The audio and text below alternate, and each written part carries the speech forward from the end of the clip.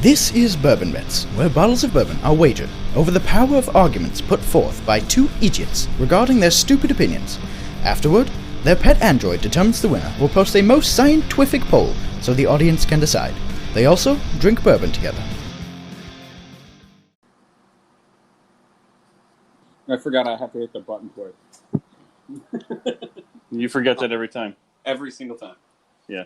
Hey, your audio is terrible. It's perfect. My audio is terrible? Wonderful. It sounds like you're in a barrel. Excellent. I am in a barrel. All right. I think we're all here. Bob, you can hear us? Yes. All right. Let's go. But do you want to hear us? That's the big question. Probably not. I like that the contract rider that you had was very reminiscent of what's the band where they required one green M&M to be in the bowl? Just to make sure we read the whole thing. I got it. That's okay. We'll have it be all right. Yeah, you'll sound like I did last time. It's fine. Yeah. All right. Go ahead, Blue Dolly. Well, I'd like to welcome everybody to our first guest episode of Bourbon Bets. And we'll jump right in. I'm going to describe our guest for you. He's bald. He is mustachioed. He works at night. He gets Presbycast loot in an inordinate fashion. He buys way too many books. He used to grow tobacco. He gardens. He has generally a lot to gif about, even if he hosts a podcast called Not Much to Say. So welcome at BLPJR77, better known as Bobbu, whether or not he wants the U to be silent. Yes. Bobbu, could you, by way of introduction, introduce the hosts of this podcast?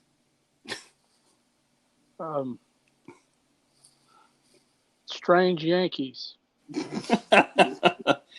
Ding, ding, ding. That's correct.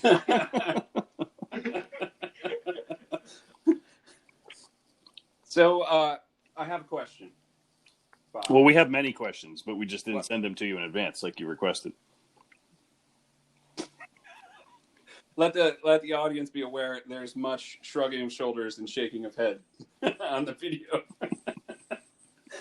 So, first, before we go any further, we have to do one thing. What's everybody drinking? I have Breckenridge bourbon, whiskey from snowmelt water from the Rocky Mountains.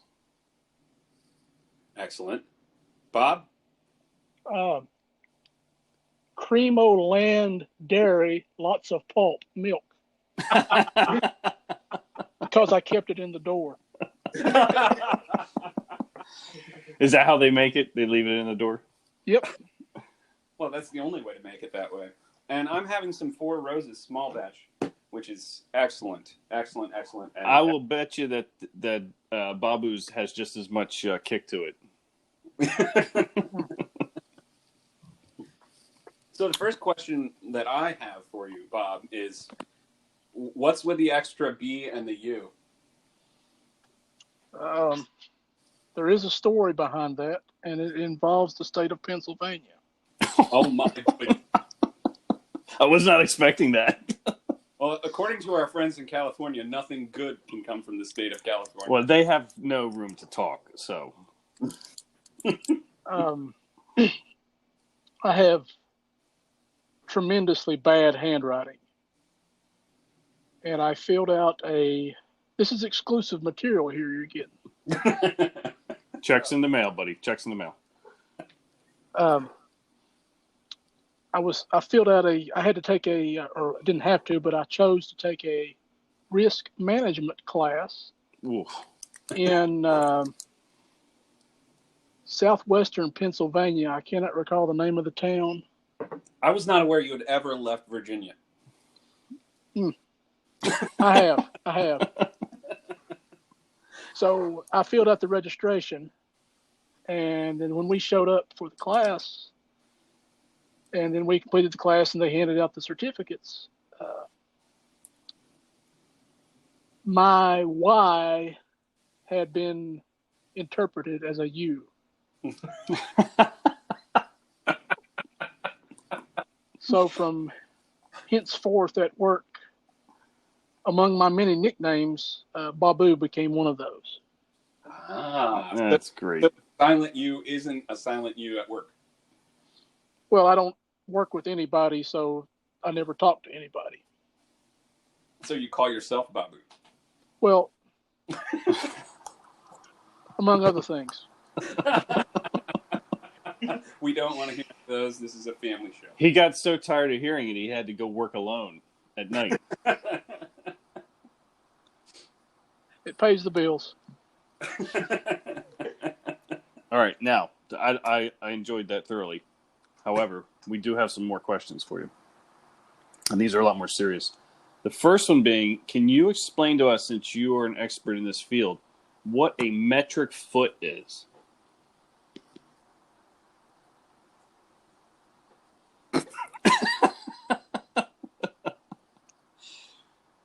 Now, I'm going to be disappointed if you don't know what a metric foot is, since you're such a proponent of this system.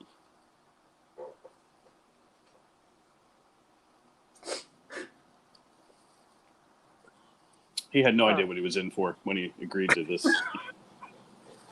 I don't have much to say about that. All right. Well, I'm going to let you know, so you can add this to your repertoire, that a metric foot is equal to 300 millimeters, or approximately 11.8 inches. So almost a foot. I don't recognize those English terms. That's actually a pretty good analogy for the metric system in general. Almost good. It's very British, as the British always have to make things even more complicated. It's like asking someone to explain how the game of cricket works. It'll never happen. Well, let me ask you this. Let me take it back on you there.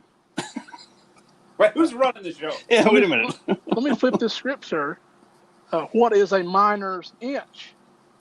Miner's inch. A miner's inch. I don't know. Tell us what's a miner's inch. Miner's inch is a unit of flow in terms of volume per unit time, usually in relation to the flow of water. The definition of a miner's inch varies by location. In hydraulic mining and in some forms of placer mining, as well as ore dressing, a large and regular supply of water is needed. So it doesn't actually have a definition. It varies by location. Maybe we'll have to calculate it at my house. Well, actually, I'll be at Brimstone Deacons tomorrow. Maybe we'll try to calculate what it actually symbolizes. Mm-hmm. But what will you be mining for? I don't know. Whatever we want, I think, right? Doesn't really matter. All right, just so you know, there's also a metric inch. You might want to look into that as well. But be careful, because it came out of the historical Soviet bloc. So. Duh. All right. Are there any other... would you like to tell us what your favorite metric unit is? That's hard to do since they're all pretty much the same. That's about right for the metric system. It's all one. There's no difference between anything. Very Soviet. Very. Well, I think in terms of milliliters. You think also, in terms of milliliters. All right. Yeah. I deal with milliliters and milligrams per liter on a daily basis. Man, you must really like that job. It grows on you after 26 years. All right. We've concluded the metric portion of our show. But let me rephrase that. We've concluded the first and last metric portion of any show ever.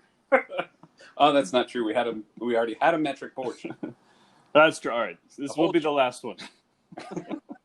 Unless Bobbu comes back, and then we can ask you about more metric units. I'll have to do some study. That's right. Perhaps figure out how the metric system brings the gospel to me. But the question is, how much of the gospel do you bring to the metric system then, in relation? Well, since you all tend to think it's a godless system, probably all of it. You could probably write a whole series of books, textbooks, study books, and sell classes online about bringing the gospel to the metric system. I just read them. I don't write them. One wonders if you read them. How tall is the stack these days? In metric inches, please. I'll have to get rid of my background, but it is about approximately currently about 1 1/8 Sharpie highlighter high. End to end or thickness? Oh, standing up, end to end. Okay. That's Oh, that's bad. 0.3 metric feet, just for all of you listeners out there. That's about 6 inches. Oh, so when he's at home, he uses a ruler with inches on it. No, I use my hand. That's Like how measurement's supposed to be. Like a miner's inch. That's right. And I know my finger is approximately 3 inches. My index finger is approximately 3 inches long. You don't have one of those tattoos that has like millimeters and centimeters on it up your arm, so you can. No, I'm pure skin. I think this might be the only podcast in existence where all three people talking on it do not have a tattoo. Probably. It's likely. Very likely. Let's see. Moving forward, we actually contract. Wait. Oh, We I'm sorry. need to back up there. Uh-oh. You're making an assumption about Todd Pruitt, Carl Truman, and formerly Amy Bird. That's all I'm saying. Well, what do we do on this podcast other than make assumptions? You've listened, right? No. That's why he agreed to be on. Well, of course, yes. And we need to find a bunch of other people who have never listened. Yes. Fortunately, the list is very large of people who have never listened. So we have many guests to pick from. All right, so you were called Bourbon Droid over? Yeah, actually, we got an addendum filed to his employment contract, and we get a brief segment from him now on the occasion of these guest visits. And what he's going to do is he's going to bring to us 2 words, and he's going to ask Bob that you would define these. So, with that said, take it away, Bourbon Droid. Mr. BLP Junior 77, could you please define persalgic? Can you spell that for us? CURSALGIC.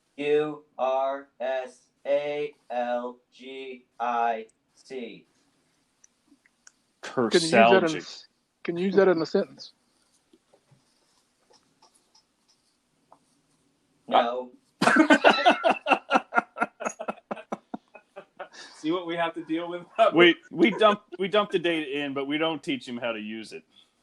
I'm going to go out on a limb here and think that and make a guess that is an expression in scientific terms, of course, of the size of the pulp particles in curdled milk. I really love that, actually. It should be that. It should be that. Yeah. All right, Bourbon Droid, can you tell us the actual definition? It can mean either so discursive in speech as to cause physical pain in the brains of the listeners, resulting in uncontrollable flight. Also, it can mean speaking continuously so as to be unaware of one's own symptoms. Oh my gosh. Fantastic. That's... we should just end the show right now. We should, yeah. Well, I think we should just have this segment every week. That was perfect. Have you located another word that you would like to ask about? Okay. Could you please define rhinocucination? RHINOCUSINATION. Rhinocucination. That's what I heard. Yeah, that's what I heard. It's hard with that drone, you know. We're going to have to add some inflection to his speech circuits. No, I don't. I just.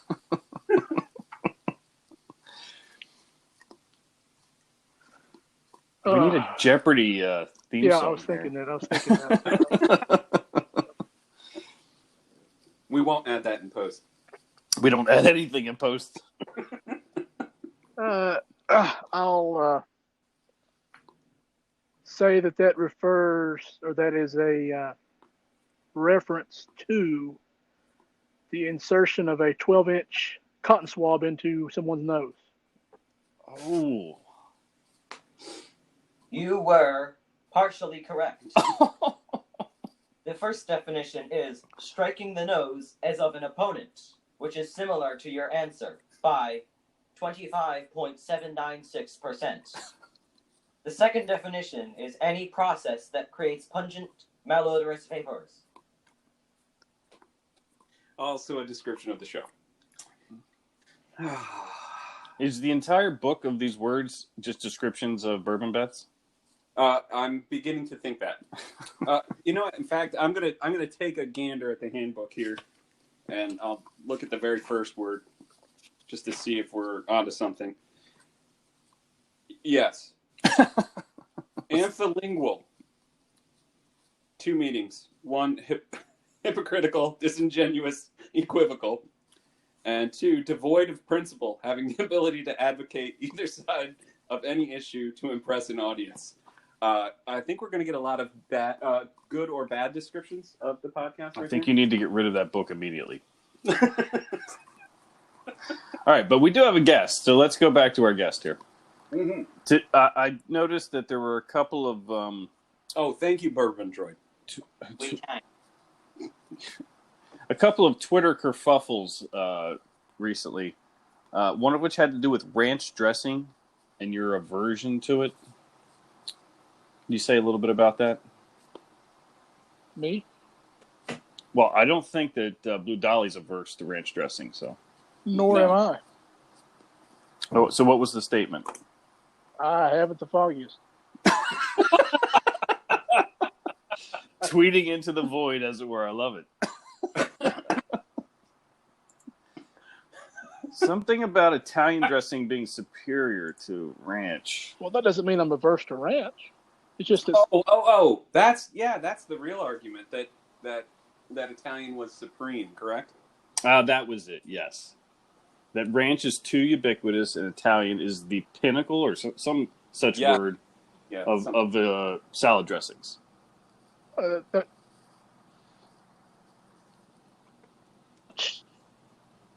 Uh-oh. We're you losing him. ate ranch dressing on every single thing. You're going to back up 5 seconds, Bobbu. We lost you for...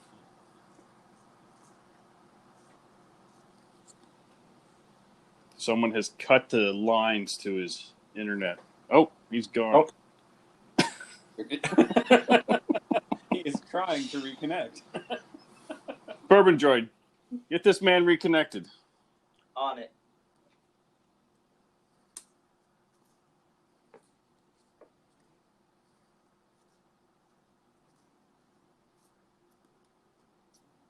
I think 1 minute of dead air in the middle of any episode would be fine. I think that's our preferred methodology. It would actually be preferable. We should have a poll on this. Is it better to have those annoying commercials in the middle of a podcast, or just a minute of dead air? I thought you were going to say, is it preferable to have a minute of dead air or us talking for That's a different poll.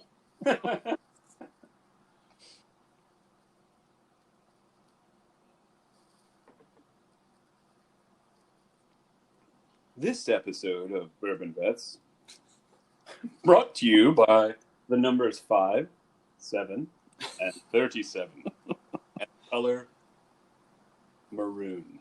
I don't think that 37 is allowed to sponsor the show again so soon. We have a rule. I have heard that 37 can sponsor all things all the time. Oh, okay. As long as we have that in writing. I believe we do.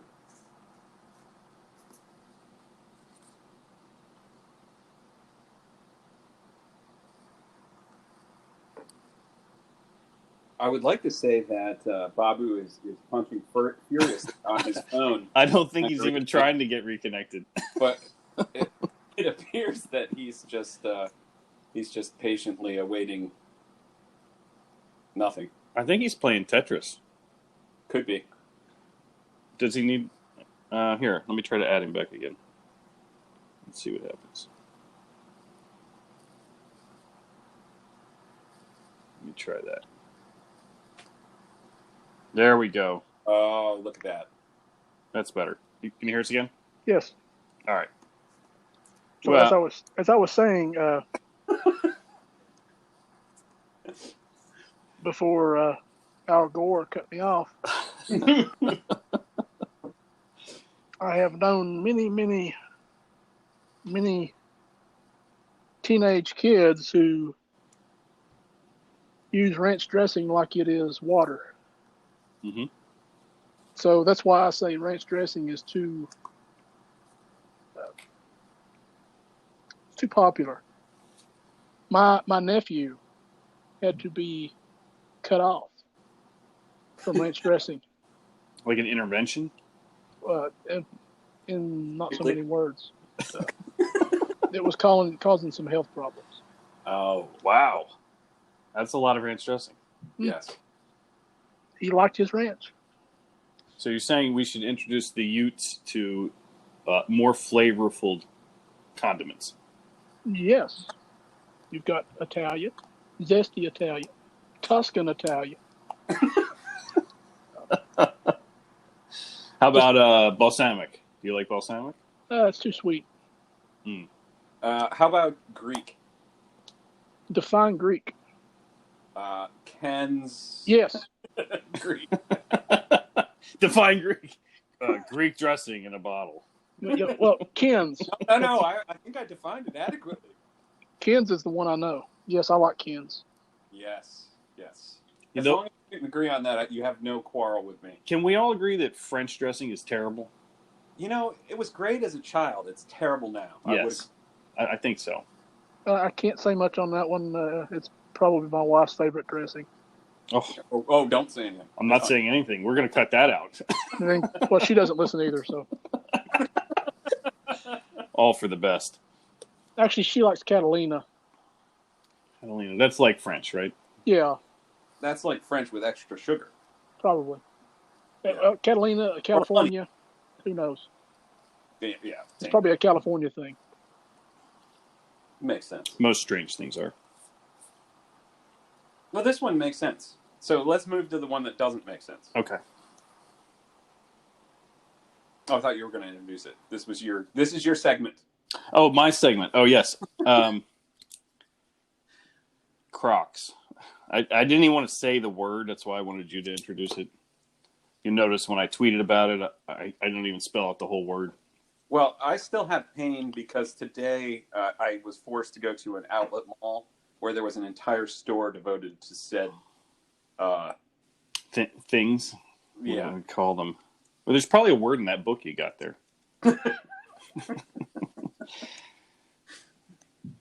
So, I don't understand the Crocs phenomena at all. Why would I buy shoes that have holes in them? So you don't have to wear flip-flops. Why would I Expose not? everybody. Why would I want to wear flip-flops? Well, I don't know. The Crocs are spongy. They're comfortable. They dry easily. They're easy to wash. They're perfect garden shoes. That's what my sandals are for. Yeah, but then people have to see your toes. There's no one in the garden. Oh, then you have to see your own toes, and that's bad enough. So this is a self-protection device, is what I'm getting at. Well, yeah. I have worn Crocs to work. What? That's allowed? Yeah, if you're there by yourself, anything's allowed, Jack. As long as you don't get caught. Well, in years past, there have been times in my life when the wearing of a laced shoe has been quite painful. Oh, okay. More explanation needed. Gout.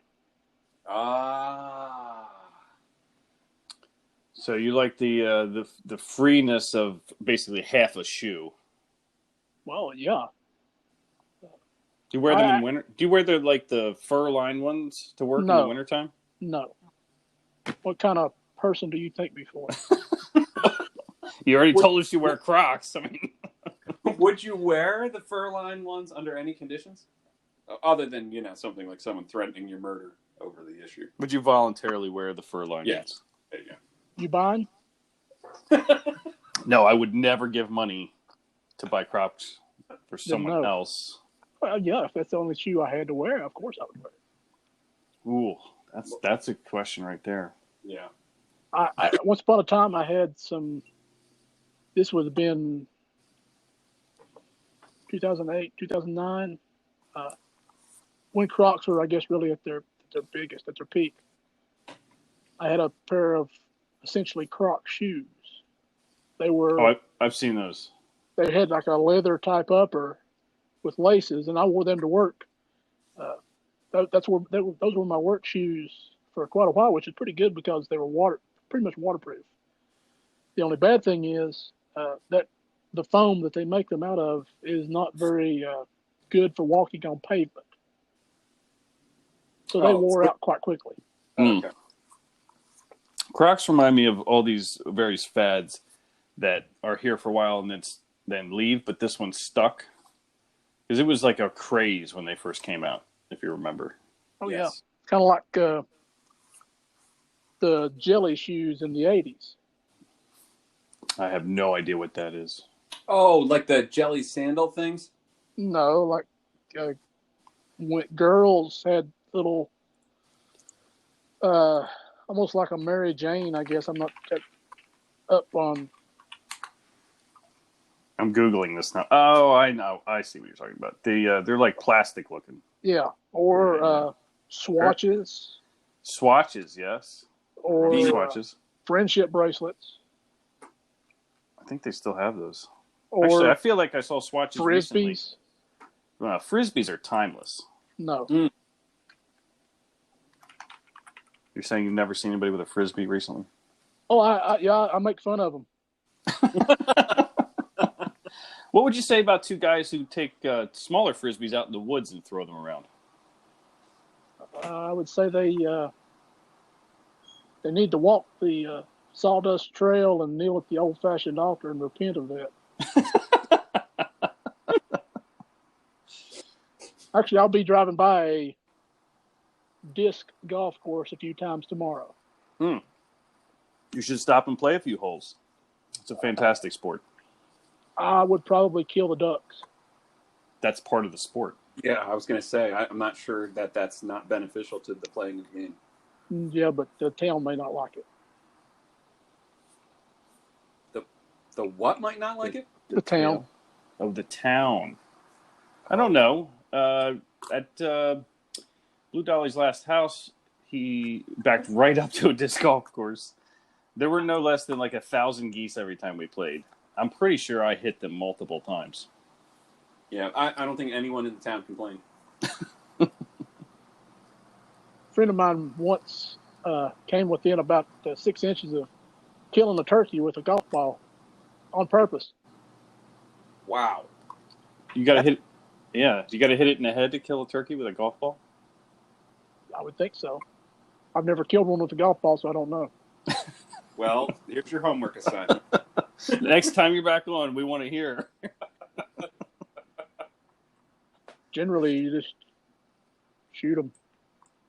With a golf ball, right? Not with a mini lead pellets. Many smaller golf balls. Made of lead. This actually brings up an odd topic. You like to golf? Once upon a time. Oh, once upon a time. Yeah, me too. Retired? You've retired, or you're still active? I play usually once a year. An engineering firm does a customer scramble. Mm-hmm. But other than that, I haven't played regularly in about 15 years. That's when I used to play regularly, was when the vendors during the .com boom were paying for everything. Then it got expensive. Well, So that's back in the late 90s, early 2000s. My friend and I, the same one who almost killed the turkey, we averaged there for about a 3 or 4 year span from, say, 98 until 2002, 2003. I think we averaged about 50 to 60 rounds a year. Wow. That is a lot of golf. So did Yeah. you actually have a handicap? Yeah. It was my body.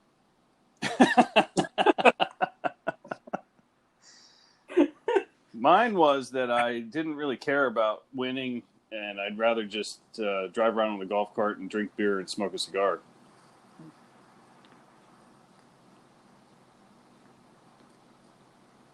No, it's fun, but it's almost it's kind of like competitive bass fishing. It gets expensive quick.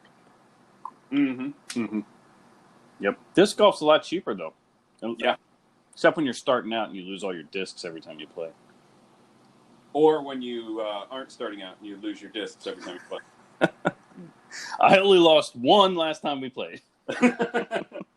Well, I actually was. I've got a lead for you on that. I was browsing seminary websites for ties earlier this week. Honestly, if you're a seminary and you don't sell a tie on your website, are you really a seminary? Obviously not. No, clearly. But Covenant Seminary sells Frisbees with their logo on them. So there you go. That's free extra right there for you. There's so many ways to go with that right now, but I think I'm going to pass. All right, we'll let you go and get some rest for Lord's Day tomorrow. And thanks for coming and talking to us.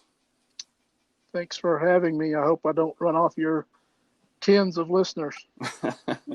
That's generous. Very generous. And hey, look at it this way. Since I'm your first guest, it can only go up from here. That's right. Have a good night, guys. All right. All right. You Take too. care.